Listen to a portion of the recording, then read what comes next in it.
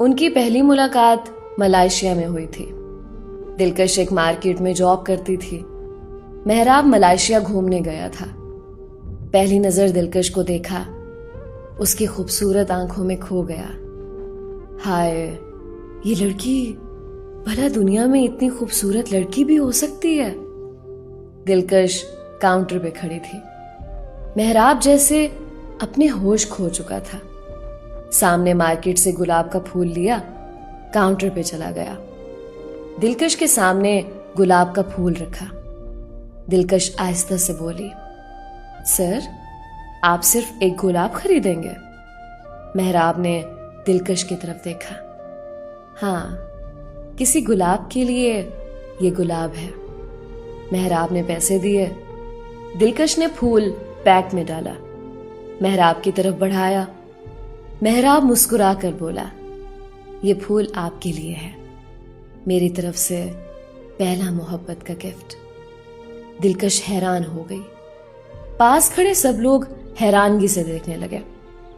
دلکش محراب کی طرف دیکھ کر غصے میں بولی، آپ پاگل ہو گئے ہیں کیا؟ محراب نے انکار میں سر ہلایا۔ پاگل نہیں ہوا، محبت ہوئی ہے آپ سے۔ اتنے میں مارکیٹ کا مینیجر آیا۔ سر، آپ یہاں ایسا نہیں کر سکتے، آپ پلیز میڈم سے سوری کریں اور مارکیٹ سے باہر جائیں۔ محراب دلکش کی آنکھوں میں دیکھ کر بولا، ٹھیک ہے، میں معافی مانگ لیتا ہوں۔ مارکیٹ کے باہر تو کر سکتا ہوں نا اظہار اپنی محبت کا۔ مینیجر خاموش رہا۔ محراب نے سوری کیا۔ دلکش خاموش رہی۔ دلکش کا چہرہ سرخ ہو گیا تھا۔ محراب گلاب کا پھول وہیں چھوڑ کر چلا گیا۔ رات کے 8 بج چکے تھے۔ دلکش مارکیٹ سے باہر آئی، اپنی کار میں بیٹھنے لگی۔ محراب پاس آیا۔ بڑے بال، خوبصورت مونچھیں، چھوٹی سی داڑھی، مسکراتا ہوا دلکش کی جانب دیکھنے لگا۔ اب تو آپ کو پھول دے سکتا ہوں نا؟ محراب آہستہ سے بولا۔ بھگوان سے ڈرے مسٹر، کیا ہو گیا ہے آپ کو؟ محراب دلکش کی جانب دیکھنے لگا۔ آپ مسلمان نہیں ہیں کیا؟ دلکش آہستہ سے بولی، نہیں، میں ہندو ہوں، انڈیا سے۔ محراب اداس سا ہو گیا۔ پڑ گیا سیاپا۔ چلو کوئی بات نہیں، آپ پلیز یہ پھول تو رکھ لیں۔ دلکش نے پھول پکڑا۔ خوش؟ اب میں جا سکتی ہوں؟ محراب آہستہ سے بولا، اپنا بہت سارا خیال رکھنا، کل پھر ملیں گے۔ اچھا سنیں، کیا آپ اپنا نمبر دے سکتی ہیں؟ دلکش کار میں بیٹھی۔ پاگل انسان، پتہ نہیں کہاں سے پیچھے پڑ گیا۔ محراب اپنے ہوٹل گیا۔ ہائے ربا، کتنی سونی کڑی ہے، لیکن ہے انڈین، دوسرا ہے بھی ہندو۔ کوئی بات نہیں، محبت اندھی ہوتی ہے۔ دلکش اپنے کمرے میں بیٹھی تھی۔ سر میں درد ہو رہا تھا، بخار بھی تھا، ایک صحت ٹھیک نہیں، اوپر سے اس پاگل نے دماغ خراب کر دیا۔ آج بنا کچھ کھائے سو گئی۔ دوسرے دن وہ مارکیٹ نہیں آئی۔ محراب مارکیٹ آیا، لیکن دلکش نہیں تھی۔ سب سے پوچھنے لگا، وہ لڑکی نہیں آئی؟ مینیجر پاس آیا، غصے سے بولا، سر، اگر آپ نے اپنی یہ گھٹیا حرکتیں بند نہ کی تو ہم پولیس کو کال کریں گے۔ آپ پلیز دوبارہ اس لڑکی کے لیے یہاں نہ آئیں، یہ ہم سب کے لیے بہتر ہوگا۔ محراب خاموش ہو گیا، اداس بیٹھا تھا۔ پارک میں کھڑا تھا۔ میرا ویزا ختم ہونے میں صرف 15 دن باقی ہیں۔ میں دلکش کو کھونا نہیں چاہتا۔ دلکش کو ہم سفر بنانا ہے مجھے، لیکن کیا کروں؟ نہ اس کا نمبر ہے، نہ اس کا کوئی ایڈریس ہے پاس، کہاں ڈھونڈوں اسے؟ نہ بھوک تھی، نہ سکون تھا، عجیب سی بے چینی ستا رہی تھی۔ یہ محبت کا پہلا مقام تھا، یہاں دل بے تحاشا تڑپتا ہے، روح بے چین ہو جاتی ہے۔ دلکش کہاں جانتی تھی کوئی پاگل اس کی محبت میں تڑپ رہا ہے۔ دلکش دوسرے دن مارکیٹ آئی، اس کو بہت تیز بخار تھا. کاؤنٹر پہ کھڑی تھی, سر چکرا رہا تھا. مینیجر پاس آیا. میڈم آپ ٹھیک ہیں؟ دلکش آہستہ سے بولی. بس کچھ دن سے بخار ہے. مینیجر بولا, باس کہہ رہے تھے آپ کو جاب سے نکال دیں, آپ بہت چھٹیاں کرتی ہیں. دلکش ہلکا سا مسکرائی. کوئی بات نہیں, میں ٹھیک ہوں سر, میں اب چھٹی نہیں کروں گی. مینیجر آہستہ سے بولا, اپنا خیال رکھیں. مینیجر گیا تھا کہ محراب آ گیا. یا میرے خدایا, 2 دن سے آپ کا انتظار کر رہا ہوں. آپ کو پتا ہے میرا دل کتنا تڑپ رہا تھا. آپ کی ایک جھلک دیکھنے کے لیے میں تڑپ گیا تھا. مجھے نہ رات کو نیند آتی ہے نہ بھوک لگتی ہے, بس آپ کو دیکھنے کا دل کرتا ہے. محراب بولتے جا رہا تھا.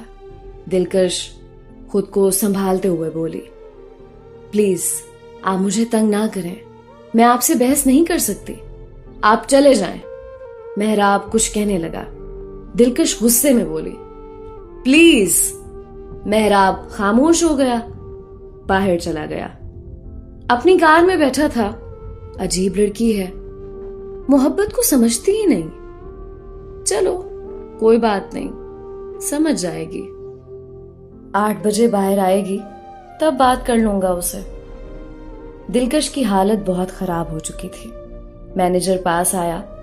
میڈم دلکش, باس کہہ رہے تھے آپ کل سے جاب پہ نہ آئے, آپ کو جاب سے نکال دیا ہے.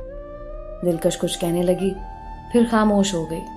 اپنا بیگ اٹھایا, غصے سے باہر آ گئی. دلکش اپنی کار کی طرف جا رہی تھی کہ سر چکرانے سے گر گئی. محراب دوڑتا ہوا پاس گیا. کیا ہوا آپ کو؟ دلکش بے ہوش ہو چکی تھی. محراب نے باہوں میں اٹھایا, اپنی کار میں بٹھایا, ہسپتال لے گیا. ڈاکٹر نے چیک اپ کیا. اس کو بہت تیز بخار ہے, بلڈ پریشر بھی بہت لو ہے. ڈاکٹر بولا, آپ کا کیا رشتہ ہے ان سے؟ محراب پہلے خاموش رہا, پھر بولا, وائف ہے میری. ڈاکٹر محراب کی طرف دیکھ کر بولا, بہت لاپرواہ انسان ہے آپ. اچھا, یہ میں نے کچھ میڈیسن لکھی ہے, جائیں آپ لے کر آئیں. دلکش بے ہوش پڑی ہوئی تھی. انجیکشن وغیرہ لگائے گئے. محراب پاس بیٹھ گیا. دلکش کا ہاتھ اپنے ہاتھ میں لیا. ملائم سے خوبصورت بال چہرے پہ تھے. اپنے ہاتھوں سے دلکش کے بال ہٹائے. کتنا پیارا بنایا ہے اللہ نے آپ کو. ڈاکٹر آیا, دلکش کا چیک اپ کیا. محراب آہستہ سے بولا, ڈاکٹر کوئی پریشانی والی بات تو نہیں نا؟ ڈاکٹر نے تسلی دی. نہیں, پریشانی والی کوئی بات نہیں ہے, کچھ ٹائم تک ان کو ہوش آ جائے گا, آپ پریشان نہ ہو. رات کے 12 بج چکے تھے. دلکش نے پانی مانگا. محراب نے دلکش کو آواز دی, دلکش. دلکش نے آنکھیں کھولیں. جسم جیسے بے جان سا تھا. سامنے محراب کھڑا تھا. دلکش چلانا چاہتی تھی, لیکن اتنا طاقت نہیں تھی جسم میں. آہستہ سے بولی, مجھے کہاں لے کر آئے ہو؟ محراب پاس بیٹھا, پیار سے سر پہ ہاتھ رکھا. دلکش, ہم ہسپتال ہیں. پاگل, بے ہوش ہو کر گر گئی تھی تم, میں یہاں لے کر آیا ہوں. شکر ہے اللہ کا, اب آپ کو ہوش آ گیا. دلکش کچھ کہنے لگی. اتنے میں ڈاکٹر آ گیا. دلکش کا بی پی چیک کیا. کیسا محسوس کر رہی ہیں اب آپ؟ دلکش آہستہ سے بولی, اب کچھ ٹھیک ہوں. ڈاکٹر محراب کی طرف دیکھ کر بولا, میں کچھ میڈیسن لکھ کر دے رہا ہوں, اپنی وائف کا خیال رکھا کریں. 2 دن بعد دوبارہ مجھے ضرور چیک اپ کروائیں. ڈاکٹر چلا گیا. دلکش محراب کی طرف دیکھنے لگی. کیا بتایا تم نے ڈاکٹر کو؟ ہمارا کیا رشتہ ہے؟ محراب آہستہ سے بولا, چھوڑو اس بات کو, چلو اب گھر. دلکش بولی, میں چلی جاؤں گی, آپ چلے جائیں اب یہاں سے. محراب مسکرایا, آپ کو تو اب زندگی بھر نہیں چھوڑ سکتا. کوئی ضد نہیں ہے یہ. دلکش کو سہارا دیا, چلے میرے ساتھ. دلکش اسے کیا کہتی اب, وہ تماشا نہیں لگانا چاہتی تھی. محراب کے ساتھ کار میں بیٹھی، محراب سے کہنے لگی پلیز آپ مجھے گھر چھوڑ دیں۔ دلکش جان چھڑانا چاہتی تھی محراب سے، لیکن نہیں جانتی تھی یہ سفر اب بہت لمبا ہونے والا ہے۔ وہ نہیں جانتی تھی یہ محبت ان کے ساتھ آگے کیا کرنے والی ہے۔ نہیں جانتی تھی یہ محبت کا سفر بہت کچھ دکھانے والا ہے۔ محراب اپنے ہوٹل میں لے گیا۔ دلکش خاموش تھی۔ محراب پاس بیٹھا۔ آپ کے لیے میں جوس لے کر آتا ہوں۔ دلکش نے گھڑی کی طرف دیکھا۔ 2 بج رہے ہیں رات کے، ابھی کیا ملے گا؟ محراب آہستہ سے بولا سب کچھ مل جائے گا۔ دلکش بولی نہیں، مجھے کچھ نہیں پینا، بس مجھے سونا ہے، نیند بہت آئی، پلیز آپ مجھے سونے دیں۔ دلکش کو محسوس ہو گیا تھا محراب ایک اچھا لڑکا ہے، بہت پیار کرنے والا، خیال رکھنے والا۔ وہ کہیں نہ کہیں چاہنے لگی تھی محراب کو۔ محراب مسکرا کر بولا ٹھیک ہے، آپ سو جائیں۔ دوسرے دن دلکش نیند سے بیدار ہوئی۔ محراب اپنا سامان پیک کر رہا تھا۔ دلکش حیران ہو کر دیکھنے لگی۔ محراب آپ کہاں جا رہے ہو؟ محراب نے دلکش کی جانب دیکھا۔ میرا ویزا ختم ہو چکا ہے، آج شام 5 بجے میں پاکستان واپس جا رہا ہوں۔ دلکش نے جب یہ سنا تو نہ جانے کیوں دل اداس سا ہو گیا۔ محراب کیا آپ رک نہیں سکتے؟ محراب نے دلکش کی آنکھوں میں دیکھا۔ کس کے لیے رکوں؟ آپ سے محبت ہوئی تھی، آپ نے بھی میری محبت قبول نہیں کی۔ دلکش خاموش ہو گئی۔ اچھا سنو، اپنا خیال رکھنا، آپ بہت اچھی ہو، دعا ہے آپ کو کوئی اچھا ہم سفر ملے، کیا پتا دوبارہ ہماری ملاقات ہو نہ ہو۔ دلکش خاموش تھی۔ محراب پاس آیا۔ اچھا یہ بتاؤ اب ہیلتھ کیسی ہے؟ دلکش کی آنکھ میں آنسو آ گئے۔ میں نہیں جانتی مجھے کیا ہوا ہے، لیکن مجھے آپ کا چھوڑ جانا برداشت نہیں ہو رہا۔ محراب آہستہ سے بولا مجھے ایک دن جانا ہی تھا۔ دلکش نے محراب کا ہاتھ تھام لیا۔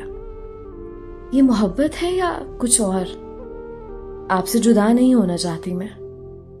اگر میں کہوں میں آپ کے ساتھ رہنا چاہتی ہوں زندگی بھر، تو محراب کو یقین نہیں ہو رہا تھا۔